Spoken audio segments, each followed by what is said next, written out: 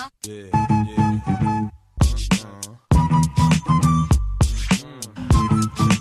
money, get money. Get money, get money. Welcome back, I'm Fox, and do we have some news for you? Fanboys, pay attention. Microsoft and Sony are cooperating, joining forces on a project. A new standard in video game visuals is about to be met. Yes, they're working together, but it may not be exactly what you think. Posted by John Archer over at Forbes.com. Here's the full story. So while their rivalry is perhaps a bit more good-natured than it used to be, it's still not every day you find Microsoft and Sony working together in the console gaming world. Yes, that's exactly what they're doing right now in a concerted bid to ensure that their respective Xbox One and PS4 consoles deliver better high dynamic range HDR gaming visuals. The two console giants are part of a new HDR gaming interest group that's just unveiled a startlingly comprehensive set of best practice recommendations for optimizing the HDR gaming experience. The group also lists among its members most of the big name TV manufacturers and an impressive number of game publishers. Now, if you're not familiar with HDR, it's a relatively new video format that provides a much wider contrast range and richer colors. Full details on HDR can be found really in any website you care to think of, including the one I'm referencing now. When done, HDR is a fantastic experience that elevates films and games to a whole new level of beauty and realism. Unfortunately though, the HDR, well, it isn't really easy, especially in a world where the picture characteristics and capabilities of HDR capable TVs and monitors can vary massively. As a result, many gamers have reported that HDR can actually make their games look worse rather than better on particular TVs. Now, there's been numerous stories posted, for instance, about the HDR gaming situation on some of LG's OLED TVs.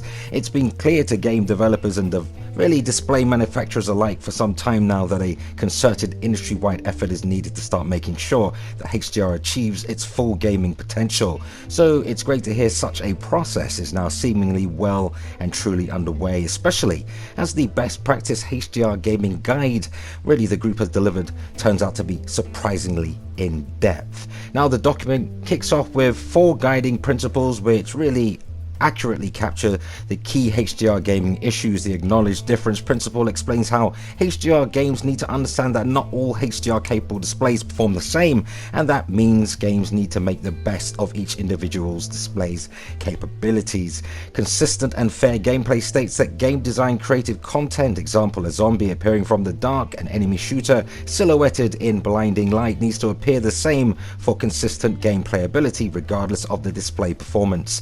The forward compatible principle really posits that the existing HDR game experience should not be deteriorated but stable or even enhanced with the improvement of future HDR display performance. The final guiding principle is that practical and easy to use means must be prepared for game developers and consumers. So for instance, any processing should not consume resources that may actually affect real-time processing and complicated manual setup operations. In-game calibration, for an example, should be avoided. Following on from these guiding principles in the 24-page HDR Gaming Interest Group's thesis is a promising in-depth discussion of all the key issues associated with HDR gaming, especially around areas of accurately tone mapping the brightest parts of HDR graphics to the real brightness capabilities of different displays. Now, it has to be said that the methodology for fixing the HDR problems suggested by the HDR Gaming Interest Group is pretty labor intensive on the industry side and depends on an awful lot of communication between notoriously uncommunicative brands and business lanes. There's one key name missing from the current HDR Gaming Interest Group members list though, and that's Nintendo. Although I know Nintendo hasn't yet made a play for HDR or even 4K, but it would still be nice to see that the gaming giant really is preparing in such a key industry debate. Nonetheless, the unexpectedly long list of participants in the group, and there's a post of the full list available, suggests more commitment to making HDR gaming better for everyone than really I frankly expected to see at this stage in HDR's development. Let's be honest, it's a very young technology, so fingers crossed that Xbox, PlayStation 4 and Windows 10 gamers will start to see the fruits of the HDR group interests really activities sooner rather than later. A link to the full HDR Gaming Interest Group's document and lists of members can be found within the link of this article in this video's comments, but here's some of the more notable companies playing nice with each other. Crossplay. Activision, Asus Tech, Capcom, Electronic Arts, Epic Games, Hewlett-Packard, Philips, LG Electronics, Microsoft Corporation, Panasonic. You got Samsung involved, Sony Interactive Entertainment, Sony Visual Products, take it for the movies, Sony Enix and Sony Enix, my bad, Square Enix, and Toshiba Visual Solutions. Also Ubisoft, Unity, Vicarious Visions, Vizio, they make TVs, and Warner Brothers, and many more are involved in the venture. And in other news, Insomniac Games, developer of highly anticipated PS4 exclusive SpiderMan, have asked fans to exercise extreme caution with the inevitable spoilers just waiting for you to really spot on social media sites and YouTube. Spidey fans eagerly awaiting the game due for release in like 2 weeks should be very careful not to allow the game's plot and characters to be spoiled before they even get a chance to get their hands on the game. This comes in light of SpiderMan PS4 retail copies spotted and its review embargo date revealed, published by Kuram Imtiaz via GearNuke.com. Here's the full story. So, Spider-Man PS4 will be out on September 7th, however the retailers are already starting to slowly receive the final copies of the game ahead of its launch. In case you want to avoid any potential spoilers, be on the lookout for them, since if the copies leak early, which can happen, as it did for God of War and various other games like Uncharted 4, the spoilers will be out in full force on YouTube and other social media sites, no doubt put out there by some salty mother.